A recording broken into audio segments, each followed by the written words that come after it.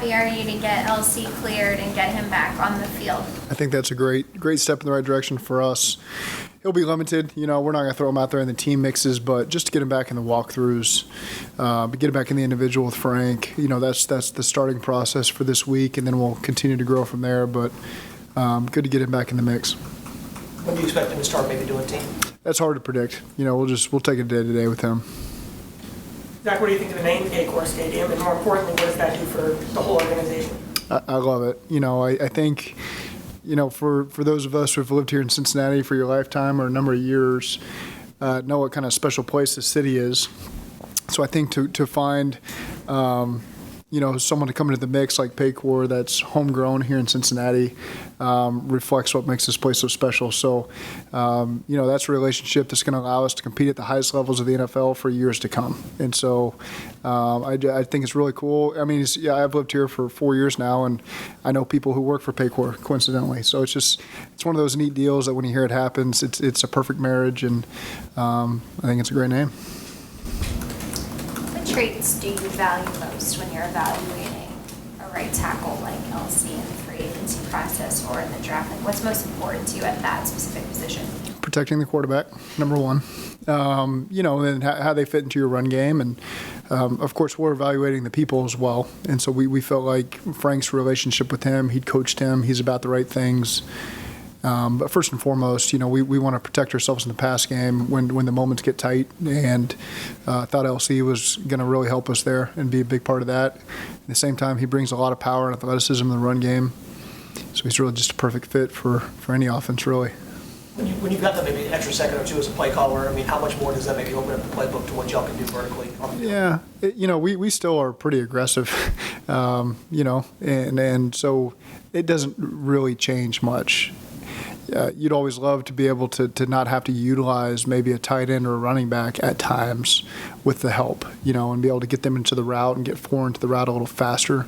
But we play a lot of great pass rushers in this league, and sometimes regardless of who's playing tackle for you, you still want to lend that extra presence there. So to say that it really changes much about how we're going to go about calling things, I can't say that's totally going to affect how we do that. During one-on-one pass rush drills in particular, LC volunteered his opinions to guys, and he was very hands-on, trying to help some guys. He didn't have to do that. Yeah. Does it show you that he's totally engaged? He's been totally engaged. I think in the springtime when he was taking reps with us, I thought it was outstanding. He was totally locked in, total pro.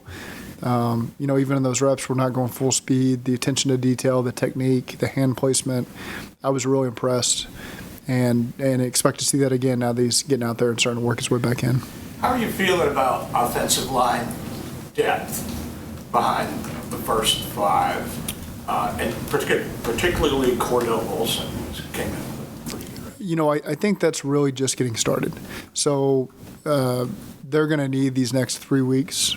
We're going to utilize them, to really evaluate that group, because there's Cordell, first year, several second-year guys, and some other guys that have been brought into the mix. And so I think these games matter a lot. You're playing against the same defense over and over. They hear your calls. You're running the same schemes. It's ready to try out a new opponent. And so this will be a great evaluation tool on Friday night to be able to evaluate those guys. Cordell's going to get plenty of opportunities here in the preseason. Nothing's solidified over there at that left guard spot.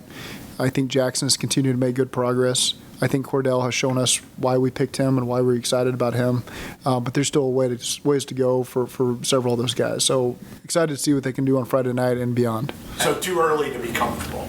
Absolutely. Yeah, too early to be comfortable. That's an area where we got to continue to take steps. And again, I think that these next 3 weeks will be invaluable for those young offensive linemen. As you mentioned, there are some position battles and starting jobs up for grabs, but for the guys that are entrenched in their spots, do you anticipate any of them playing on Friday? No. How are you splitting play calling up this preseason? Are you doing Lou calling, or are you giving other people a chance? Yeah, I think there will be some opportunities there, to get Brian involved. Lou will do the same on defense. I won't get into the specifics of when or how, but I think now is the time to do that. It's fun for me. I call calling plays. I need it for myself, especially this first game to get back in the rhythm. So, but again, as each game goes, we'll take opportunities to to try to do what we think is the right thing to do. Zach, how much of preseason do you spend experimenting, and how much do you spend on trying to nail down what you, especially as a coaching staff, want to get done? It's really about getting the proper evaluation for our guys so we have the best roster moving forward. So in these preseason games, we want to experience success, but we also want to put these guys in positions where we can really see what we have. So practice is a great tool to do that. I think the games are really good as well for the reasons I mentioned earlier. You're playing against a different defense that hasn't seen everything you're doing all training camp. You get an opportunity to see these guys under the bright lights, who steps up and who doesn't. We don't do a ton of tackling as a team. Right now we do tackling drills, we do a lot of thud, we do minimal tackling in practice. So it's good, for the defenders to get out there and have a chance to take people to the ground and seeing who put their face on people, and that's a great evaluation tool in special teams and on defense. So so what are we trying to achieve? We're trying to put the guys in the best positions to be able to get a great evaluation of them. Just real quick to clarify, so no starters are playing against? I'm not going to define every starter, but you're going to see a large group of the guys who've played significantly for us that will not play in the game. When do you expect Burrow back? Yeah, like I said, every day has been a very encouraging day for him. I'm not going to make a prediction. He's not playing in the game on Friday, so we'll go to day for him. But again, I'm not going to make any predictions on when he returns to the mix for us. I'll let you follow. Just to follow up there, is he going to come in behind as far as what everyone else has started doing with training camp? No. It eventually does. No, not mentally. I think obviously the physical reps, whatever it's been, 2 or 3 weeks. He's certainly we're gonna try to get those reps for him. There will be a portion. We've installed. We've really gone through all the situational stuff we wanted to get through.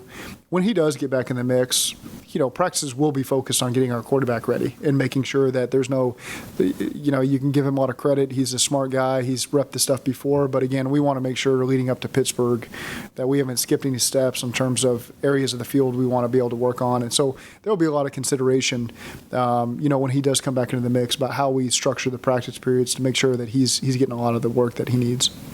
What do you like most? Is there a moment that you like about the first preseason game, whether it's before, watching the tape after with guys that have never played before? Yeah. Is there something from the first preseason game that you like the most? All of it, really, to be honest with you. It's all fun. You just get back on the sidelines, putting the headsets on. It gets lonely at practice sometimes when you're calling plays over and over and over, and no one else has a headset, and you're going from the 1-0 to the 2-0, so you're never stopping calling plays. And so I very much am excited to get a chance to get all the coaches out there, communicate again, watch these guys who we've invested a lot of time and energy in, go out there and compete. A lot of guys, you're excited to see how they step up. Maybe they're having a good training camp, but you want to see how they do in the games. Maybe some guys, you're a little bit lukewarm on that step up and catch your eye, and so you give them a couple more reps the following weeks. So I'm excited about all of it. I love watching the tape after the game, to see some things you missed. So it's exciting to get back out there. You talked about the evaluation aspect of it, but you also talked about the competition aspect of it. Does the first preseason game, do you feel more like an advanced form of a practice or more like an actual game because you're out there? It's more of an actual game. We get plenty of practice time. We get plenty of walkthrough time. We've tried to accomplish everything that we wanted to accomplish in these first couple weeks, and now it's time to go play. And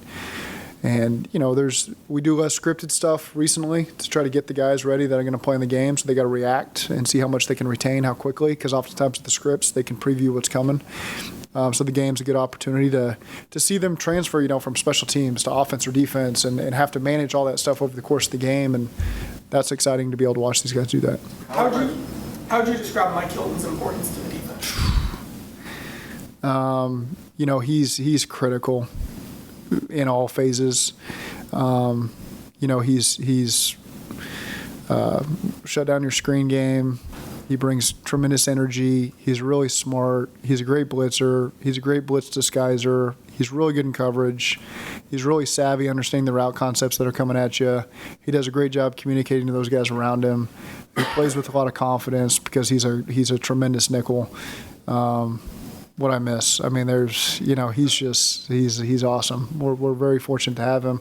We knew what we were getting. We played against him. We'd seen enough of that, and we got him over here, and I'm glad we did. I have a two-part question about Joseph Osai. Do you expect him to play? And if you do, is there an element of managing like the mental aspect for him, given that he got injured in the preseason and missed the whole season? Or do you feel like he's over it? And yeah, some guys, yes. With him, no. We have to manage him on our end.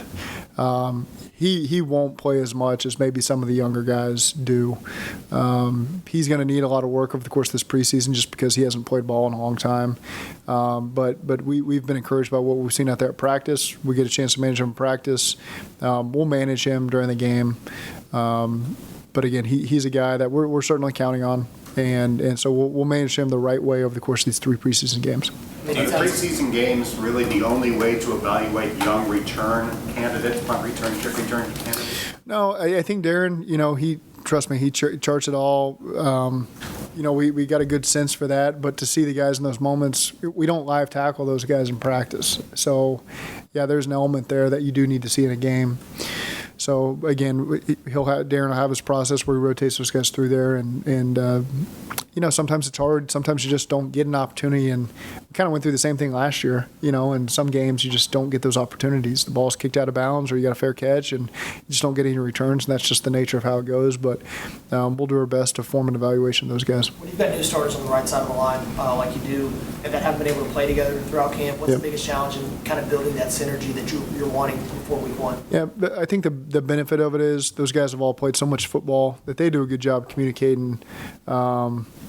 In the meeting rooms, in the walkthroughs, at practice, they talk through it extensively. It's not just when the play ends, we're done. That conversation carries on. That's why it's so critical that we got those guys in here, because they're pros.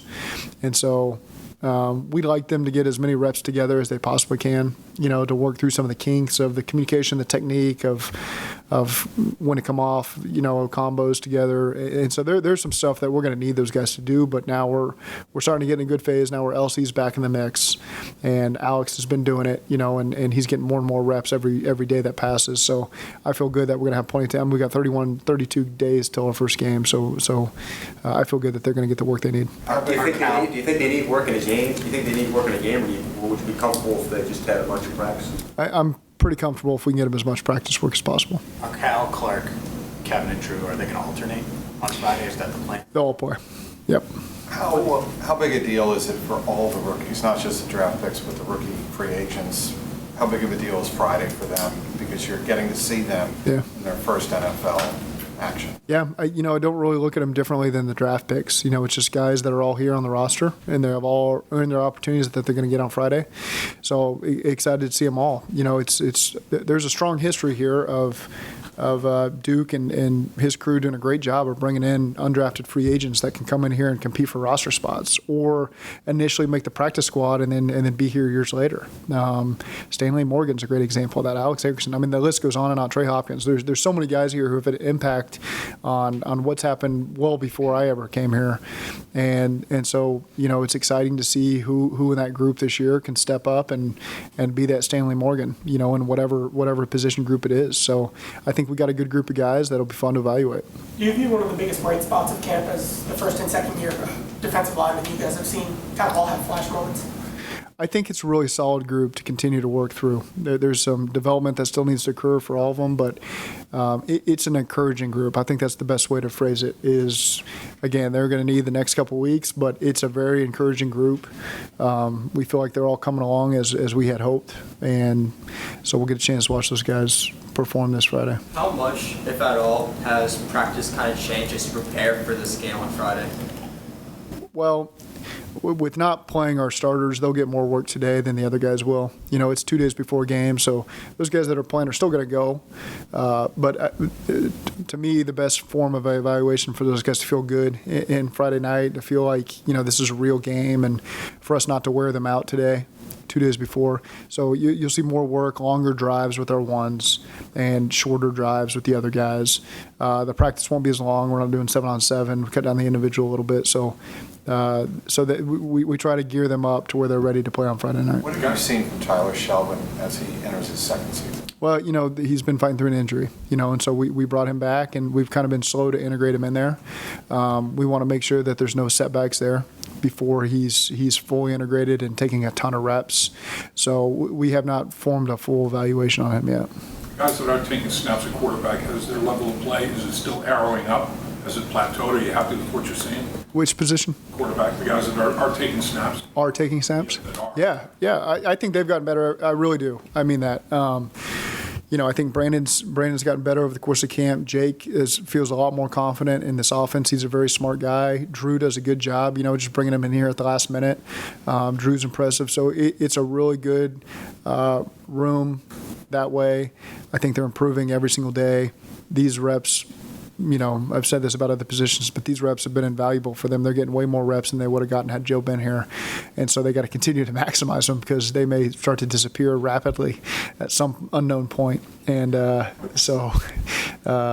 they've done a good job, continuing to grow at their position. I don't think we asked you about T getting more involved in practice after practice on Monday. How encouraged are you to see the progress he's made and him just being able to get involved in those one-on-one drills? Yeah, he's ready to go. It's just, again, we've got time with him on the physical part of things. He's ready. I know he feels great. I know he's ready to go. Trust me, he tells me every day. But it's good to slowly integrate him in there. So, he's been doing the one-on-ones. He'll do 7-on-7s going forward. We're not doing that today, so that gives him a couple more days to get ready. And then from there, you put him in the team stuff. But I think that he feels really good, and he's really attacked that rehab the right way and looks really good. Looks really good. Have you only talked with the Bates camp recently? That's upstairs. Will Shelvin or Kareem play Friday? Shelvin or Kareem will play Friday? Kareem will not. No. You've maintained that there's no timetable on Joe Burrow, but he didn't pick up the football and he tossed it around a little bit for the first time a couple of days ago. Did you get a sense for the excitement that the fans had to just have him pick up the ball? No, I didn't. Truthfully, that's something I missed. So, I see him throw in some of our other stuff. This may be closed. It's probably similar to what they saw, just kind of tossing the ball around. Nothing. I'm not breaking news here that it's some full-scale workout. But, I heard after the fact, from people I knew that had come to practice that they saw him do it. So, that's great. Everything's great. That left guard battle still ongoing. Do you anticipate Jackson getting some snaps Friday night? I do. Yeah. Jackson still played a lot for us last year, but I think it's good for him to continue to get that work. And I know he'll attack it the right way, and so it'll be good to see him perform on Friday. From a confidence perspective, what's the ultimate goal for Friday night with these young guys? There's going to be a lot of excitement for them, and you should feel that nervous energy, that excitement, however you want to phrase it. Get a chance to get that out of your system, and then just realize it's ball. It's that you felt it your first JV game, you felt it your first varsity game, you felt it your first college game, you feel it your first NFL preseason game, and just like any other, the second play of the game, that's gone. And so it's good to get that out of them, and then see who really steps up, and over the course of the game can be consistent. They're going to make mistakes. That's fine. Who can rebound quickly? So there's all sorts of things that we get a chance to evaluate these guys on, and I'm just excited to get that process going. Are you still hopeful about Deontay playing on Friday? No. It's more of a day-to-day, but now here we are 48 hours before he won't practice today, so we're not going to put him out there on Friday. Deontay Smith. Jake Browning's been in the league for a few years, but hasn't played in regular season games, and in one of his seasons there were no preseason games. Yeah. How important is game action for him to show what he can do? Yeah, it's exciting for him. He played a little bit in Minnesota last year, so it'll be fun to watch him in action. He's always performed at a very high level at Washington. He threw for like 50 touchdowns in high school, 250, 96 one year. So these are things I love to know. When I was in high school, I was always researching what all the high school records were. I think I felt like 220 touchdowns short of breaking the all-time national record. But, so he's played a lot of ball, and so it's good like those. Brandon Allen's played a lot of ball in his life. Jake Browning, those are guys that were multi-year starters at major programs. We value that, it's because there's experience that you can draw from that. And so it's exciting to see them get into games and operate because they've got a lot of experience operating and getting a group to be cohesive. And, those two guys aren't the most physically imposing, challenging guys, but I love the nuances of their games, and they understand the different types of balls you got to throw, different types of receivers and different plays, and how to manage the offense. And so it's always really fun for me to see guys like that operate in the preseason and see where all that experience, comes into play for them. And so we'll see on Friday night. How will that break Hayden down? Hurst play? Hayden will not play, no. Brandon, the initial thought is Brandon will play the first half and Jake will play the second half. That's always fluid. Every year I've ever been involved with the quarterbacks there, but that's the initial plan. When do you usually get into the whole halftime adjustment? Is that the second preseason game, third? Since you now only have 3 days. Yeah, it's different because sometimes you're just changing personnel, so you don't want to change a bunch of the things that they prepared for to get ready for the game.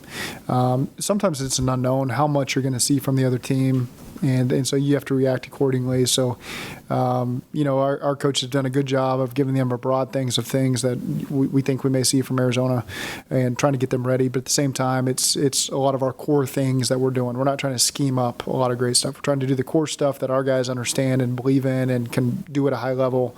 And then there's just that small mixture of trying to react to what the other team's doing to you, so that your guys aren't totally out of position. Even if Burrow was healthy and still had his appendix, would you still treat him any differently preseason-wise in his usage, or does the injury change anything on what his projected preseason usage was going to look like? Well, I've really come to you need these first couple weeks to see where your team's at.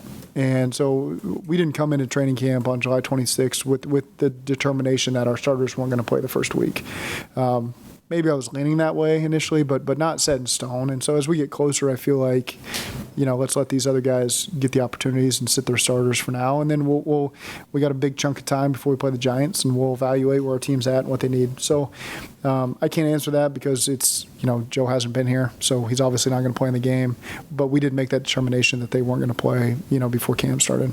Obviously, Tyler, T, and Jamar are like the big 3 wide receivers for the Bengals, but have you seen any players kind of step up or emerge out of the other guys that could potentially get some more snaps? Yeah, I think there's been improvement from all those guys. There's nobody I've been disappointed in. Hesitant to just start throwing out names until we start to play some of these games, because some guys can really make a name for themselves in these games, and there's a different it's different in a game for these receivers. There's a different physical aspect to them. We can put them in different positions, so they got to react and see who can react to some of the unscripted stuff. And so I think from top to bottom, it's a really good group here in training camp. There's not any guys you're really trying to protect from the game that we think would put us in bad spots. All those guys can go out there and make plays. And so I think from top to bottom, it's a really solid group. What does it mean to have guys out of practice like Ocho Cinco and Pac-Man and Willie Anderson? Yeah.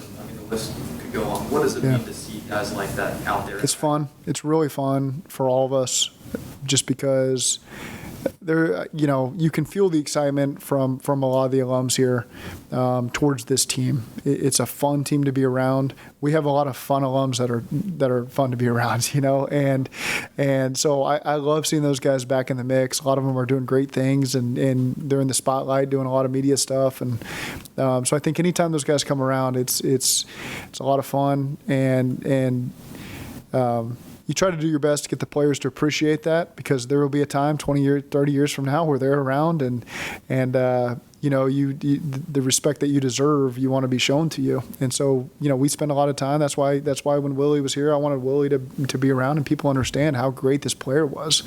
And so it's fun to get those guys back in the mix. And the more the merrier. As many guys as want to come out and be a part of it, we welcome all those guys. Did you have any interaction with Chad at all? I missed Chad when he came.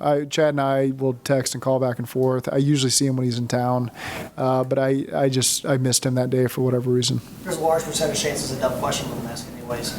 Does it matter, like, if you're able to say, like, you have guys who used to play who have big brands once they got out of here, is that a potential sell to y'all in free agency, being the market that y'all are at? Does that play into the equation at all to say, if you come play here, even though it's a smaller market, you can still kind of build your personal brand of whatever you want it to be once you're done? In free agency? Yeah, is that a sell to free agency? That would be outside of me because I don't get to talk to these guys, before they sign on the dotted line. So I think what people see from playing here is our guys work their tails off and they have a lot of fun doing it. And so we're not going to squelch people's personalities, especially when they're putting in the work. That's to me, it's when guys know when to show up and put their head down and get it done. Then let your personalities, shine brightly, in whatever aspect that means. And it's again, we only have 2 team roles, and one of them is protect the team. And so as long as you're doing things that other people don't have to answer questions for, and they're not against the law, then I'm all for it. And that's kind of this day and age with social media and guys having that spotlight. And I love seeing all these podcasts come through, and these guys, you get a great feel for our players when you do that. And I think it's great to have media back in here, back in the locker room, because we have such great personalities on this team that I want people to see that so they can appreciate it and enjoy it. And so when they watch these guys on game days, they've got their favorites that they're pulling for. And you can ask 20 different people who your favorite Bengals player is, you might get 20 different answers. And I think that's a really cool thing about this team. Who's your favorite Bengals player? What's that? What's your other team? Be on time. Be on time. Yep. Be on time. Protect the team. Who's your favorite Bengals player? Yeah, I'm not going that far. Yeah. On that note, we'll wrap it up.